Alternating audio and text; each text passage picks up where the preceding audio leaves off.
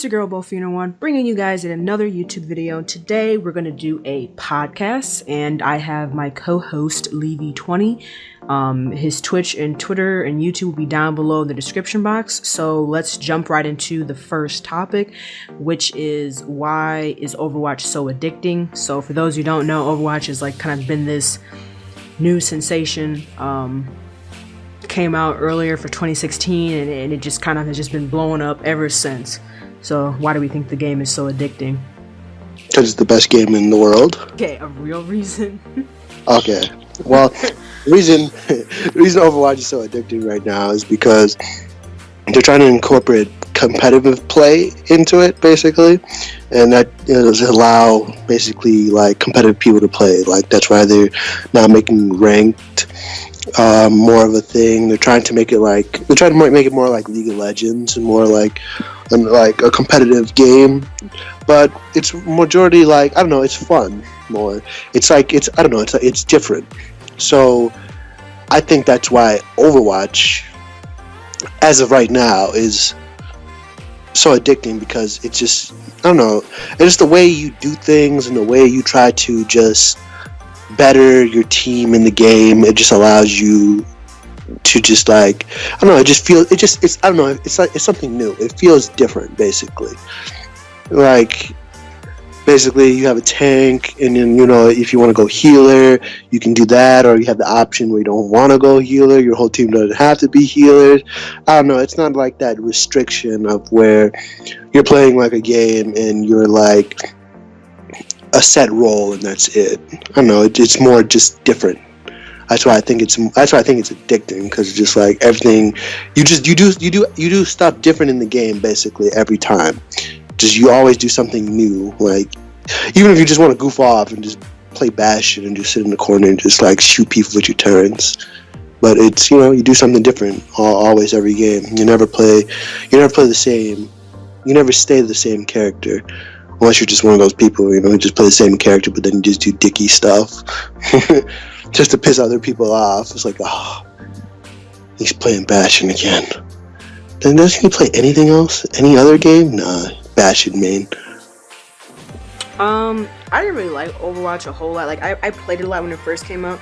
I actually started liking Overwatch, once I started playing other characters, but I think once they started making it more competitive, that's when I started enjoying the game more, because like you said, now since they are trying to get to that competitive scene and trying to get there in the tournaments and stuff, you would have teams where everybody would just be a troll, everyone would just be Bastion, and there was no way in the world, if everybody is one character, or especially certain characters that are, they're really strong in attack, or they're really strong in something else, it makes it hard for anybody else who's playing a different character to really win. So it was annoying. I remember we used to go in games and it was it'd be a whole team of Bastions and we would just get wrecked. And it was funny at first, but from a competitive standpoint or gaming standpoint, it was frustrating. Because I remember we both kind of had stopped, we were playing a lot in the beta, and then we kind of stopped because that was annoying. A lot of people said the same thing and they complained about that. Having a whole team of the same thing, so they changed that. Like you said, it is something different. In a sense, I guess there's certain things are similar. I guess maybe a League. I'm not really sure. I don't really play League, but it does feel different. It has that kind of, because it is animated. It has that friendly feeling to it still. It makes you want to keep playing it, and then I don't know. And then too, it's a console game too. League of Legends is not on the console, so it kind of gives the people like us console players the ability to play a game that, this game sounds like it's going to be, pro, it's gonna make it. So it's a universal game versus a lot of the competitive games like Dota, League of Legends, the other games are all PC related. So if you don't have a PC, which a lot of console players don't necessarily have because they can't afford it, or just people in general can't afford it, so it kind of allows for everyone to get in on it. Maybe to make it where we can play with, I don't know, I was gonna say maybe they can make it where we could play with people on the PC, but I don't know, they might be going too far. Well, I wouldn't say it's going too far. I think anything is possible, but maybe. So I think we'll go to our next topic, which is closed betas. So a recent game that like everyone's hyping about is For Honor. So that was, well, it is a closed beta. So if you don't have a code or you did not receive a code, you can't play it. You can't play the closed beta because it's to a certain amount of people. So basically, why do they have closed betas versus them being open so everyone can play it? Is it bud wipes? Yeah, like we were talking about this earlier. Like for me, it kind of comes off. I feel like they give the codes for the most part. They do give the codes to some people that are not like YouTube famous or Twitch famous, whatever. But for the most part, they give the codes to people on Twitch that have sub buttons that are, they have so many hundreds and thousands of views, and people on YouTube that have so many hundreds and thousands of, subscribers and people that watch their videos, because they want, and from a marketing standpoint, that makes sense, because you want somebody who is like known and has a lot of, fame or whatever you want to call it to them, or people watching them, because then that's going to help promote your game better. That's like me. You wouldn't want to give the code to someone like me who's a smaller YouTuber versus someone who's bigger, which makes sense. But at the same time, I think when you only give it to people that are like known or have a status, it creates a biased system, because it's kind of like, that's like me. If I got a game that was free, I'm going to feel a little differently about it because I got it for free than if I had to pay $60 for it. You can say what you want. Some people may say, oh, well, that's being a sellout. Okay, well, if someone gives you a free game, I'm gonna see how you feel about it. You know what I mean? Like, the game could be trash. Yeah, don't get me wrong. A game can still be trash even if you get it for free. But I think your opinion on it is gonna slightly alter because you didn't have to come out of pocket for it. Like, for instance, like when we was playing Destiny Rise of Iron, the DLC, it was like not that good. But if we would have got it for free, we might have said, it's not great, but it's alright, because we didn't have to come out of pocket for it. Anytime you have to come out of pocket for a game or anything, it makes it a difference. And that's how I feel about the betas. The betas are like, they're biased because they don't give it to your everyday Joe person. Only a couple people, that are like, your average person gets it, versus the bigger streamers, the bigger YouTubers. That's almost like a given for them. They're gonna get it. They want them to play it. So true. They want you to play it basically, but it's still unfair because they just give it out to like the bigger streamers. I feel like they give it out to bigger streamers. They never really like give it to like anybody else. Like, you can sign up for the beta, but it just your chances are so low. Like, I know you won't like maybe even get it. I don't know. I just wish they would allow everyone to get the beta key and just not a selective couple of few people, because I don't know, sometimes I really want to play some of those like closed beta games to get a feel for it, but since I'm a commoner, I don't get it. Well, yeah, and then also that kind of kills a sale too, a potential sale, because if you played the beta, you'd be like, I like the beta, so maybe I'm gonna go buy the game, versus you can't play it. You're kind of now you having to either one, take a risk and buy it on your own and hope it's good, or you're gonna sit around and wait for reviews and other people stream it. Like, so games are too expensive nowadays. $50-$60 to not be to be spending, and you don't even know what you're getting into. That's why people like betas. But what are we gonna do, game companies, man? Listen to me. Give me my beta. So I guess we'll probably move on to our third topic, which is, where is the creativity on YouTube? So a lot of stuff on YouTube has kind of changed, as those with the algorithms and how people get subscribers and views and likes and blah blah blah. But in terms of creativity, it seems like the creativity of YouTube has went down in terms of people thinking of original ideas, people thinking of different stuff to talk about. A lot of people tend to talk about the same thing or do the same thing, kind of milk it dry. So our thoughts on like where's the creativity on YouTube? Well, creativity just went straight to the gutter now with everybody on YouTube. The creativity, everyone's just copying off everybody now. Basically, like, remember that knife, the 3,000 degree knife thing where that guy was cutting it? Yeah. It was cool. That guy who did it, it was cool what he did. But then you had everybody else just copying off of him, getting their own little twist on it, which was like, then it's not really creativity. It's just you just Yeah. using somebody else's work just to get people to make sure you get views off of it because it's popping. But I don't know, people just not putting in as much time as back in the day when you with YouTube basically in their videos, which I feel like people should put more time in because the more creativity you put in your videos, the more results you see for your work you did, not somebody else's work. But people are gonna do what's trending to make sure their channel stays trending too. So I don't know, but creativity is pretty low on YouTube nowadays. Stuff's just like basically all the same, just copy of basically it's just the original video, and then people just copy it and add their own twist to it. Well, yeah, it's like someone comes out, one or a couple people come out with something original, and then everyone else kind of follows suit with it because it's what's popular, and a lot of it has to do with too money, you know. Like, I mean, we've talked about this numerous times in other videos. You know, if it wasn't for people being able to make money on YouTube, people would be more original. Because if you look at videos like back from 2009, like really old videos, people used to be really creative. Like, I mean, obviously the quality wasn't as good because back then the quality wasn't necessarily HD, but I mean, people were more creative because they were doing YouTube for fun. People were not making money back in 2008, 9 when it first came out, or around the time it first. People were not making money. If you were making videos on YouTube, you were literally just making videos just to be making videos. You know, now that you have this money thing, it's, oh, I gotta stay up to trend. I gotta, you know, I don't know. And then I think a lot has to do with the audience. People like to see all this over dramatic like stuff, you know.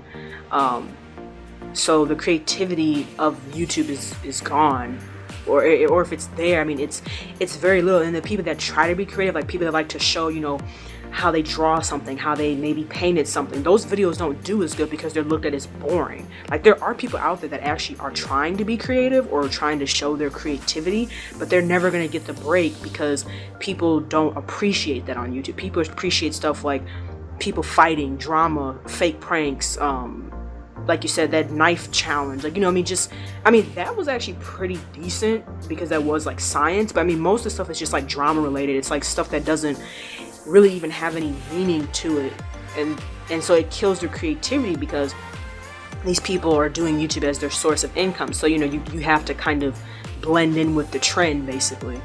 So that if creativity has to go, then it has to go, you know. I need to keep riding my Lambo, maybe keep my big house, so go creativity out the door. I guess we'll go to our next topic, which is YouTube streaming versus Twitch streaming. I know a lot of you guys see me streaming on YouTube, and I streamed on Twitch for about 2 years or so. And we're just going to talk about the pros and the cons of each, and, you know, what are our thoughts on it.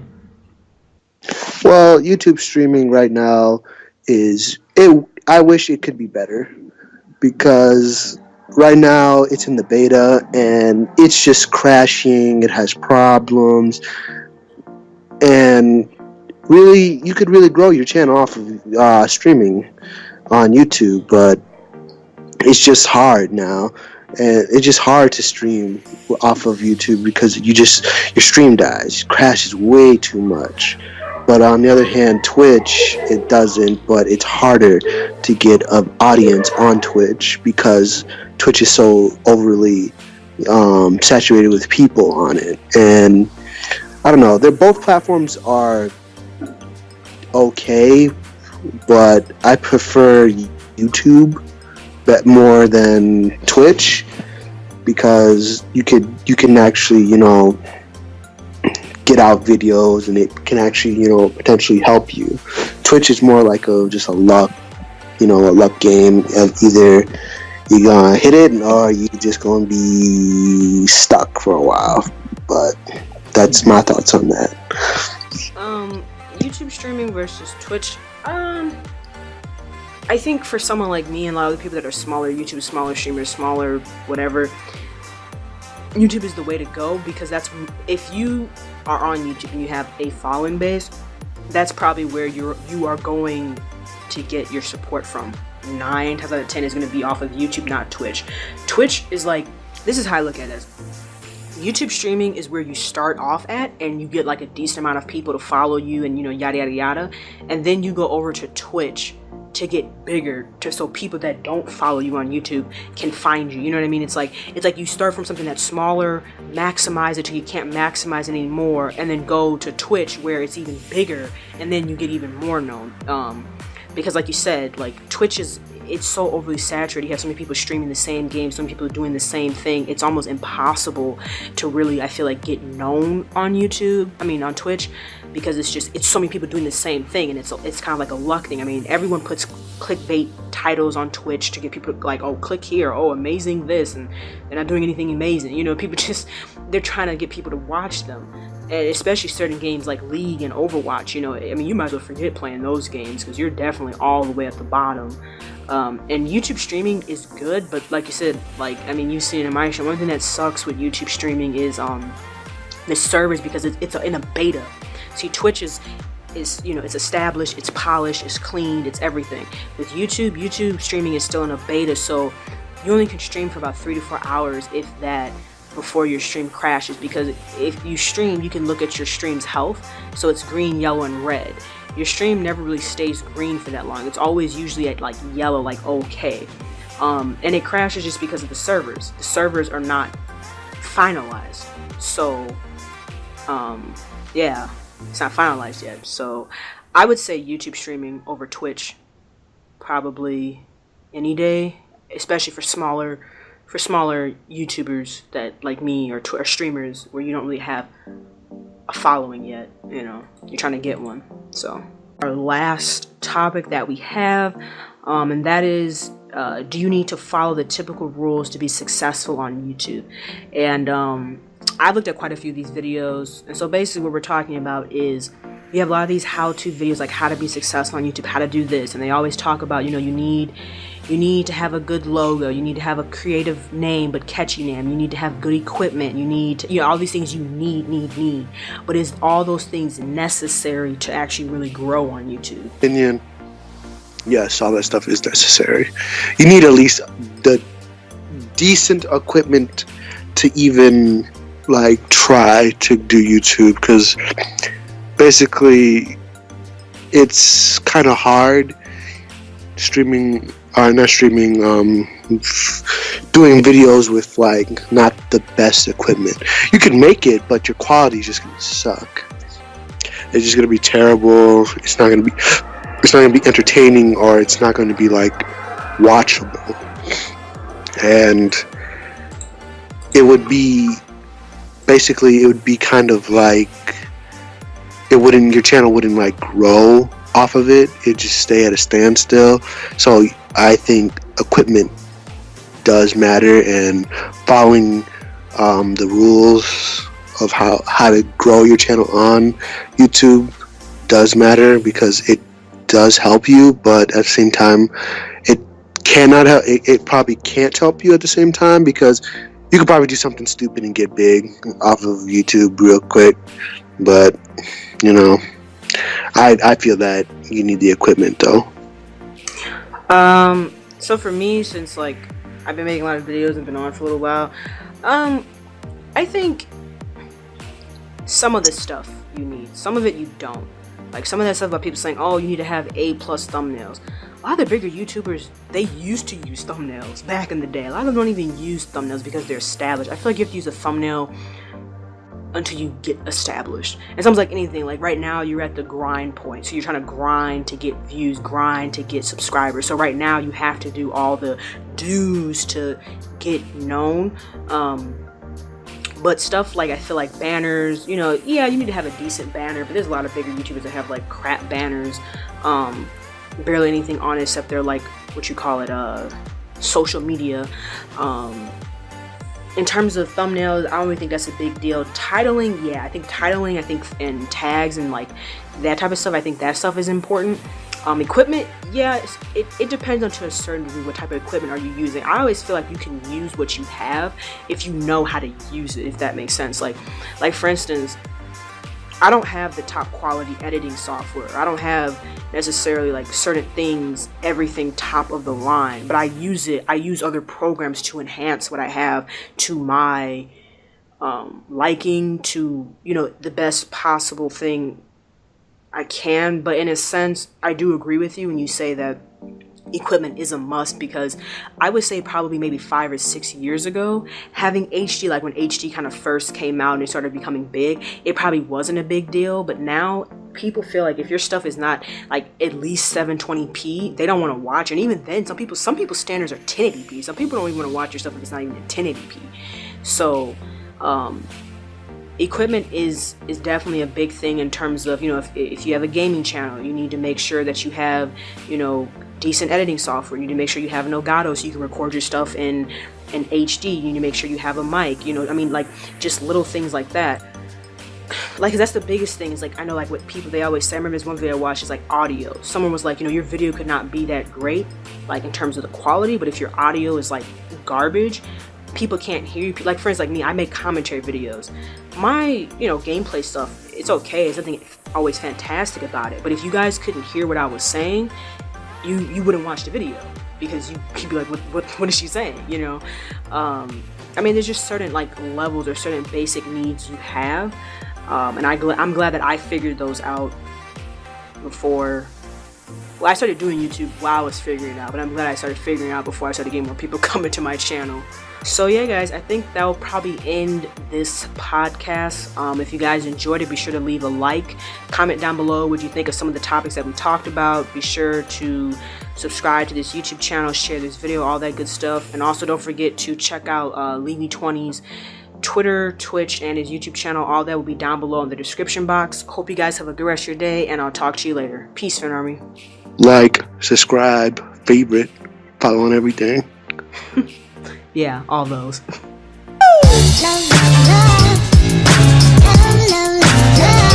do it for love. What you do it for? Yeah, do it for. What you do it for? I do it for the love, yes I do. So you don't care about the money? Well, yes it's true. And I'm so blessed to be fulfilling my destiny. All material things could mean less to me. Only thing I ever could need is a Sarah B sample with a dope ass beat, and get the mic check, all the levels right. And if it's